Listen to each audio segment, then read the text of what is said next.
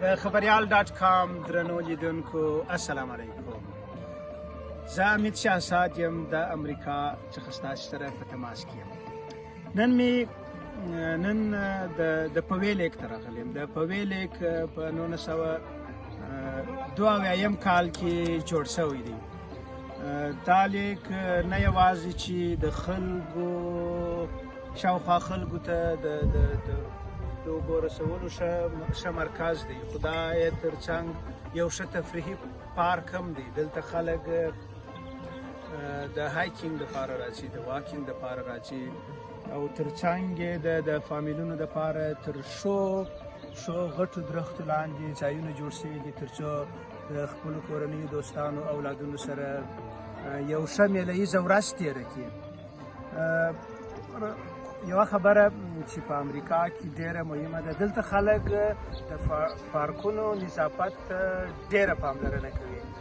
زه به یو څو لحظې وروسته لوړ ولاړ شم، تاسو ته به یې ښکاره کړم چې بیخي په سوونو انسانان راغلي دي، هر یو د خپل فامیل سره ناست دي. مګر کله چې د پارک څخه روانېږي، هر چا چې په هغه ساعت چې د دوی لپاره یې مشخصه کړي وي یا یې ریزرو کړي، هغه یې پاکه صافه درولي وي. ټول کثافات وړي کثافت دانیو کې اچوي. هغه د پارک چې څنګه وو هغسې بیرته پاته کېږي. نو خدای دې وکړي چې موږ هم یو وخت په وطن کې دغسې روحیه ولرو، دغسې احساس ولرو چې کله د میلې ځای ته ولاړ شو، ښه ډېر شیان مو د ځانه سره وړي وي، هغه ټول وخورو او بیا یې نو هغه پاته شوني هم راټول کړو، تر کثافت دانیو پورې یې ورسوو. امریکا ټول بازارونه وتړل، ټول تجارتي مرکزونه، هغه چې ډېر ضرورت ورته نه و هغه یې وتړل. جیم و، شاپینګ مالونه وه، هوټلونه وه، رستورانټونه وه، پارکونه وه، ټول ځایونه یې وتړل.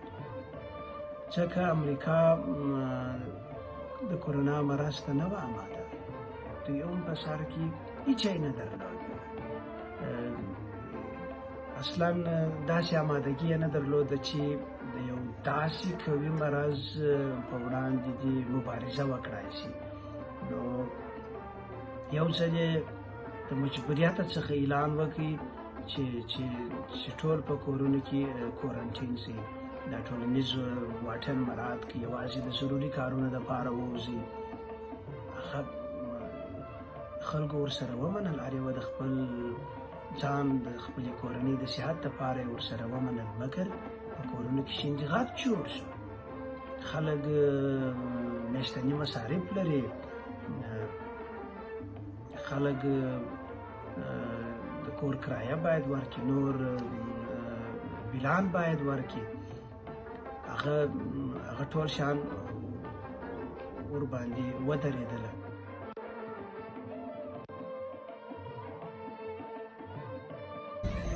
د پارک صرف یو څنډه ده، دا ډېر غټ پارک دی، شاوخوا ټول په غونډیو باندې پوښل شوی دی.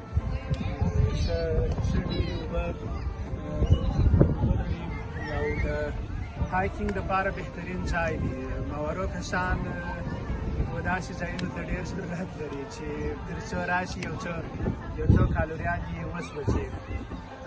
خو هغه اصلي مطلب به نه هېروو. موږ او تاسې به هم په وطن کې د خپلو طبیعي ځایونو څخه ساتنه کوو. د میله ځایونه کوشش باید وکړو چې پاک پاته شي، او دغه روحیه باید په ځان کې وروسو. ضرورت دی، نور ځکه یو ځای که موږ چټل پرېږدو، بل څوک نشي راتللی چې هلته کښېني او هلته خپله میله وکړي.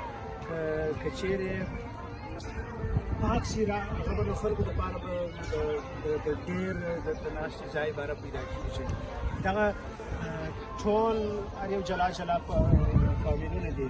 موږ اوس هم سوشل ډسټنس مراعاتوو، خو دغه نه اجازه مو ترلاسه کړې ده چې چې کولی شو د کوره څخه د باندې راووځو او یو تفریحي پارک ته ولاړ شو. هغه د پارک دروازې خلاصې شوي دي چې د الله تعالی ډېر ډېر شکر دی چې ژوند یو ځل بیا د عادي حالات خواته ورګرځي. خدای دې بیا داسې بدبختي نه راولي. ځان پاک وساتئ، سیمه، پارکونه، ښار، کوڅې پاک وساتئ. مننه. تر بیا پورې مو پر لوی الله سپارم. همدا لړۍ به ادامه لري. په درنښت.